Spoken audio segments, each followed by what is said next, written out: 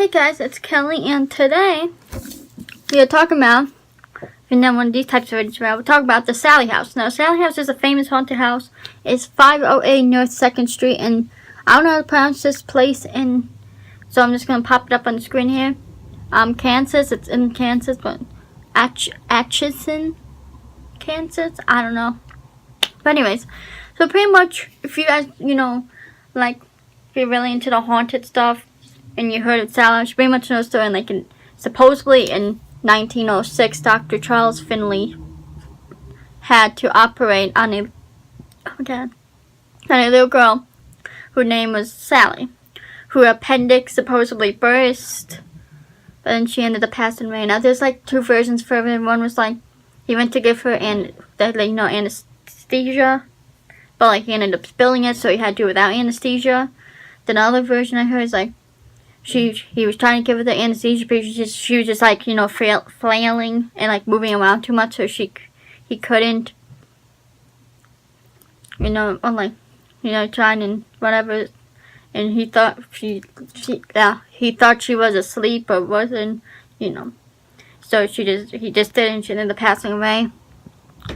But I was watching this documentaries like slash interview type thing on the Sallie House, and the woman who was, talking, she was a tour guide, which we'll get into her after, but she pretty much was saying, like, there's no evidence of a girl, of her having that operation in the house. So, like, that's kind of weird, because supposedly that's the whole house based on this little girl who died in the house from a surgery, but yet there's no proof or evidence there's ever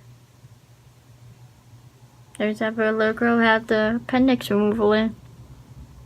Hold on.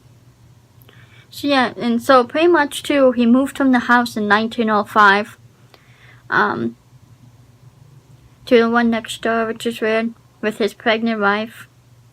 1913, he was elected mayor. We're gonna move into that. Agnes Finney lived with the doctor and his mother and her husband William. Then, the doctor got married in 1904, supposedly like 2-ish years before the surgery. It was supposed to have happened in 1905, apparently. So there would have been at least like 5 witnesses to the operation, plus mother. And also one thing she was talking about when she said about him getting elected mayor, if he could have killed your kid, the mother supposedly brought the kid there, if he had killed your daughter, you have said something, he's elected mayor, too, so, that was weird. Where were we? I kind of wrote stuff fast, guys, so, like, if I'm trying to find out, because I was going along with the video, so I, like, paused it, kind of write fast or whatever, so, Tony and Deborah Pigman, they moved into a house in the 1990s. So, like, think about it, though. This supposedly happened all, like, the early 1900s, like 1906, 1913. Yeah. And apparently the doctor did move back into the house, and he ended up dying. But in the hospital, not in the house, but anyways.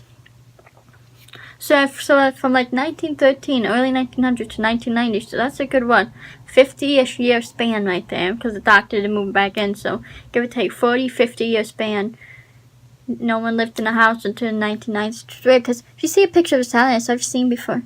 It's not like that huge house, but it's a nice looking house and everything. Like, I'll pop up pictures and stuff here, but it was a nice looking house. So the fact that like from like 40 to 50 year span, no one lived there, or there's no report of anyone living there till now. Because if you listen to what happened to them, it's just weird. Anyways, in the house in the 1990s, Tony would receive scratches and have thoughts of killing his wife.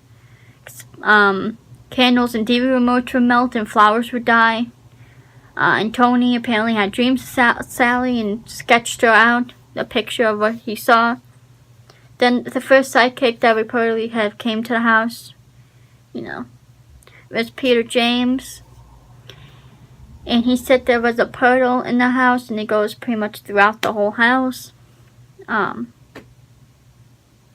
And then the woman, Denise Pridemore, yeah, I think that's how you say her name, Pridemore. She's the one who was doing the interview, who's a tour guide. She in the house had been scratched 4 times, got bruised, and a fold-up chair in the basement, you know, like when there's fold-up chairs, went flying across the room towards her, like 6 feet across the room, so like couldn't have just fallen like 6 feet across the room. And a lot of people associate the house with a girl named Sallie Isabel House, I believe her name was. To the house, her address, it's, you know, her address is affiliated with 2 places. One was near the house, and one was like somewhere else. Anyways, but yeah. And apparently, it wasn't clear, but she either had 14 kids or lost 14 kids, but she died at the age of either 30 or 32, so no, not well known. And because they think she was affiliated, because Dr. Finley could have been her doctor who delivered her babies, because he was elected mayor because he delivered the majority of the babies in that town. So yeah. There was 4 deaths in the house. MC Finley, who built the house, he died.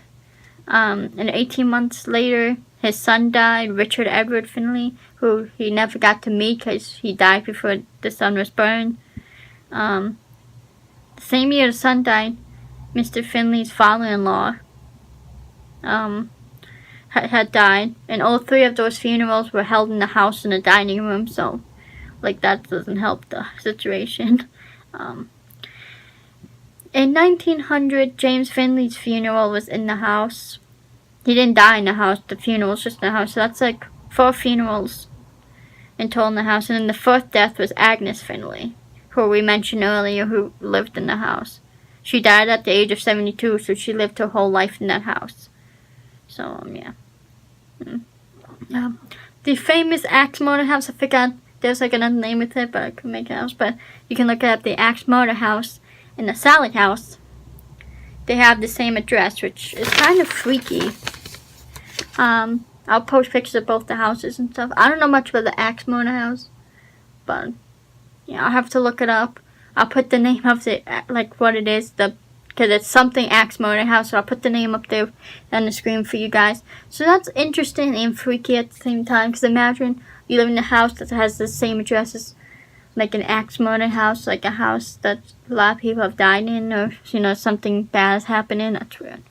It's like having the same address as the Amityville house. And then also the niece found a obituary for a Bessie Howell. I think that's how her saying name. I don't know. She matches the description of the girl Tony drew, which again, need some water. And she lived 5 blocks from the house, but she died in 1879. So yeah. Also there's reports of spirits of cats in the house, which apparently Tony and Deborah had experience with. They wrote a book apparently, so you can check that out. There's pictures of like something in the window of the nursery, sitting there, and then the next picture you can see a shadow underneath it. So that's weird. So yeah, they have tours of the Sallie House that if you're interested in. There's a bunch of videos, you know, a couple of videos on YouTube you can look up of people going in the house and investigating. So that's interesting. The Sallie House is just interesting. I wanted to talk about this stuff because this stuff is not what you know about the Sallie House, which is weird that, like I said, that 40 to 50 year time span of no one living in the house. Because, you know, apparently the little girl went after men in the house that scratched them and terrorized them, and the experience that Deborah and Tony had. So, like, if someone else did live in the house, there would be reports. I don't know. But yeah, that's just, you know, I wanted to get into the stuff that you may not hear too much about here with the main story. There's documentaries you can watch about it. The one I watched was like 50 minutes. There's like an hour one. It was just interesting to just hear about this stuff. I don't know. To me, this was just crazy. I had to literally go back in the video and put the subtitles on just so I can like see the names to make sure I had the names correct. I have to go back with Bessie and the Sallie Isabel. But the thing is, Sally's supposed to be really good, and this Sallie Isabel girl, she died at the age of 30 to 32. But yeah, I don't know. I think the Sallie House is an interesting mystery. Some people say it's just demons. It's nothing affiliated with the little girl. You know, because demons do tend to trick you. They can come into the firm, either a firm that's of your worst fear or something that you're comfortable with, so they can get what they want from you. So it could have just been a demon who manifested into a little girl to put people at ease and to make them comfortable. You know? I don't know. And apparently there's a portal in the house. One of the Amityville movies apparently has a portal to hell in the basement of the Amityville house. Like in the movies. I don't know if that was a true thing, but if you guys want to see an Amityville case, I want, you know, talk about the main story and then maybe other things that people done and talk about. Like, I watched the interview with Ronnie DeFeo today, and I just have to say from that interview, he apparently was saying how, like, the sister did it. Like, I'll get more into that if you want to see that video, which would be for Wednesday. But yeah, I was just interested in like the way he just seemed normal. He didn't seem like if you watch an interview of Charles Manson or Ted Bundy or any of those serial killers, killers in general, the killers, and you saw next to Ronnie DeFeo's interview. He just seemed normal. He didn't seem killer. I mean, he didn't seem upset either, but like he didn't seem, I don't know, just the way he seemed. He just seemed very serious, very honest. I don't know. That's just what I got from it, but yeah. So yeah. I should keep saying though. Talk much, Kelly. I thought it was just interesting, the Sallie House. Let me know what you guys think in the comments about the Sallie House, and let me know if you want the Amityville. Leave a like for the Amityville. Follow me on my socials. Follow Kyle on Insta because he's going to be editing this, and yeah. I love you guys. Sign my YouTube petition. I love you guys, and I will see you all in the next video. Peace.